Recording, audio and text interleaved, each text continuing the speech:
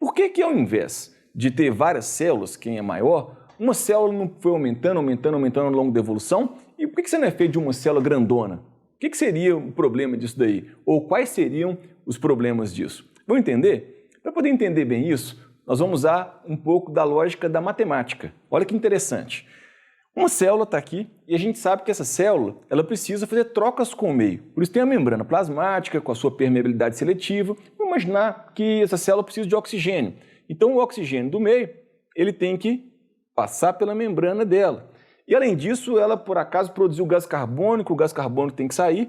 Isso estou pensando no metabolismo dos carboidratos. Agora a gente também sabe que tem metabolismo de DNA, de RNA, de proteínas, que pode liberar, por exemplo, amônia. Eu vou imaginar que essa célula é uma célula que libera amônia.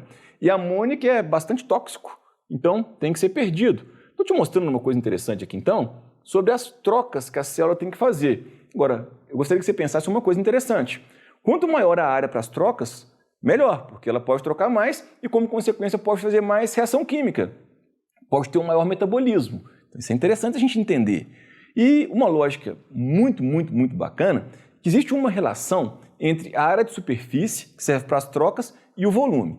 Para te mostrar isso e entender bem, eu coloquei como se tivesse acontecido o aumento das células, simplesmente. Ao invés de um ser vivo grande ter muitas células, se tivesse só crescido a célula, qual seria o problema disso e por que isso não aconteceu? Você não acha um ser vivo aí grandão que tem uma célula só.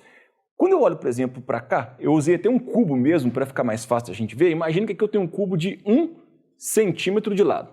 Aí eu vou aumentar o cubo, vou imaginar um cubo de 2 centímetros e vou imaginar aqui um cubo de 3 centímetros de lado. Eu quero que a gente perceba a variação, da razão entre a área de superfície e o volume quando a gente vai aumentando o tamanho.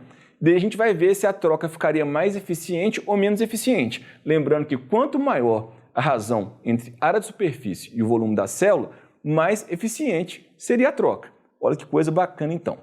Quando a gente tem 1 centímetro, vamos calcular a área de superfície. Quando eu penso na área, a área do quadrado seria L ao quadrado. São 6 lados aqui nesse cubo vezes 6. L ao quadrado vezes 6. 1 ao quadrado dá 1 vezes 6 dá 6. Então a área de superfície aqui vai dar quanto? 6. A área de superfície agora quando for com 2 centímetros.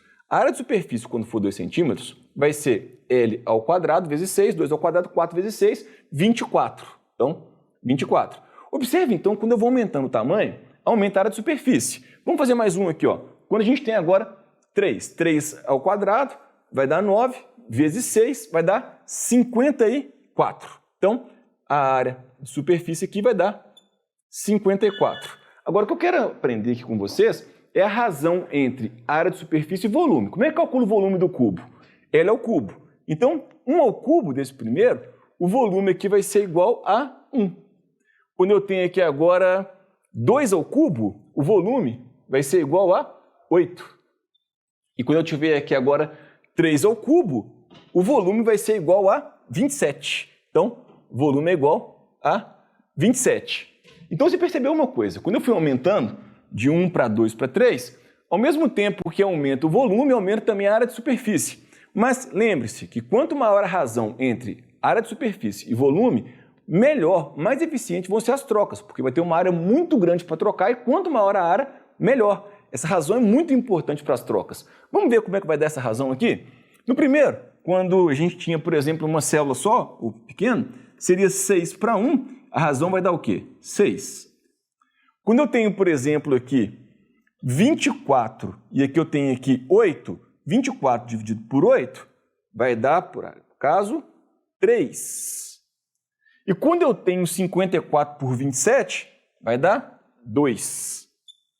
Então, o que a gente entende?